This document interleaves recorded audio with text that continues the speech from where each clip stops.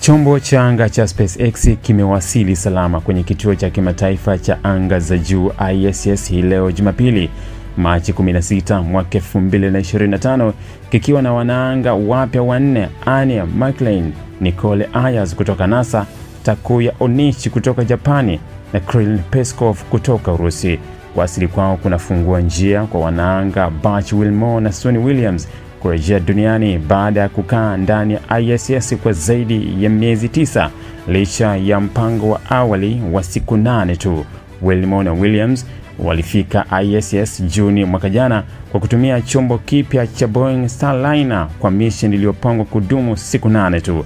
Hata hivyo, matatizo ya kiufundi yaliyojitokeza kwenye chombo hicho yaliwalazimu kubaki ndani ya kituo cha kimataifa cha anga za mbali kwa muda mrefu zaidi. Wanaanga hao wanatarajiwa kuanza safari yao kurejea duniani Jumatano ijayo, Machi 19 mwaka 2025, pamoja na wenzao Nikki Hagi wa NASA na mwanaanga Alexander Gabanov. Kabla ya kuondoka, kutakuwa na kipindi cha makabidhiano ya siku 2 kati ya wafanyakazi wapya na wale wanaondoka. Steve Stich, meneja wa mpango wa wafanyakazi wa biashara wa NASA, alieleza furaha yake kuhusu kurejea kwa Wilmore na Williams, akisema Butch na Suni wamefanya kazi kubwa na tunafurahi kuwarudisha.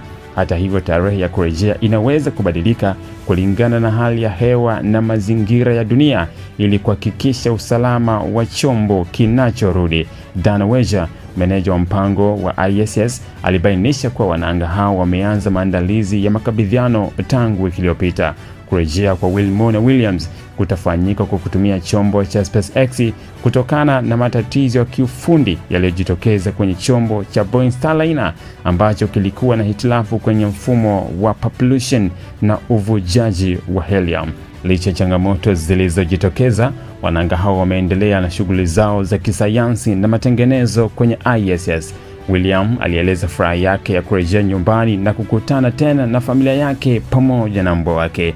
Kwa ujumla, misheni hii imeonyesha umuhimu wa kuwa na vyombo mbadala vya kusafirisha wanaanga, ambapo kwa sasa ni SpaceX pekee yenye uwezo kamili wa kufanya safari za kawaida za kupeleka na kurejesha wanaanga kutoka kituo cha kimataifa cha anga za juu ISS.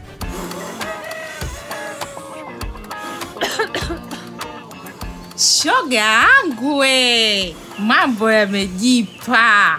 Wewe endelea na ubishi wako hapo. Serikali ya awamu ya 6 kupitia REA imeshatoa ruzuku ya kulipia asilimia kubwa ya mitungi hiyo. Sisi tunachangia kidogo tu. Wewe unadhani ningepata mimi mtungi kwa pesa ile? Haya, ona mambo. Hilo. Lishawaka? Limewaka ndio, unacheza na gesi. Basi nipeleke na mimi nikachukue shoga yangu. Haya maharage nusu saa nyingi yameiva faster tu.